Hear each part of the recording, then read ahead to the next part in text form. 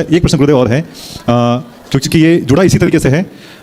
जैसे गौतम बुद्ध जो हैं उन्होंने ईश्वर को नहीं माना, जो कि हम उनको भगवान बुद्ध कहते हैं। तो मेरे मन में एक प्रश्न उठा है कि अगर उन्होंने ईश्वर को नहीं माना, उन्होंने हमेशा कहा कि आत्मा ही सर्वोपरि है, आत्मा ही जो है, आत्मा को उन्होंने माना, स्वीकार किया, और वो इनलाइटेंड हुए, आत्मज्ञान को उन्होंने प्राप्त किया। तो मैं फिर ये परिभाषा समझना चाहता हूँ कि जो उन्होंने आत्मज्ञान प्राप्त किया और जो ने एक केवल आत्मा को स्वीकार किया, तो ईश्वर को स्वीकार नहीं करने के पीछे वहाँ पे उनका क्या भाव रहा उस लेवल पे, जबकि वो सभी चीज़ों से मुक्त हो गए थे एक समय के बाद में?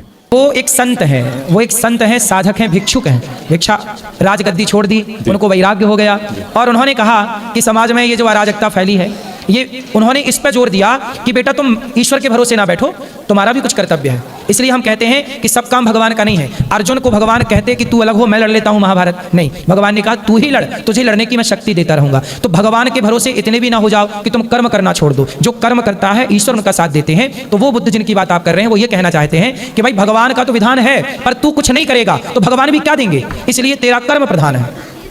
इसलिए वो कहते हैं कि मैं किसी ईश्वर को नहीं मानता। वो इसका मतलब ये नहीं है कि ईश्वर को नहीं मानता, इसका मतलब ये है कि आपको समझाने के लिए बोल रहे हैं कि अभी तो ईश्वर को भूल और तू अपना कार्य कर, तू कर्म करेगा तो ईश्वर सपोर्ट करने लग जाएगा। तू कार्य करेगा ही नहीं तो ईश्वर भी कैसे सपोर्ट करेगा।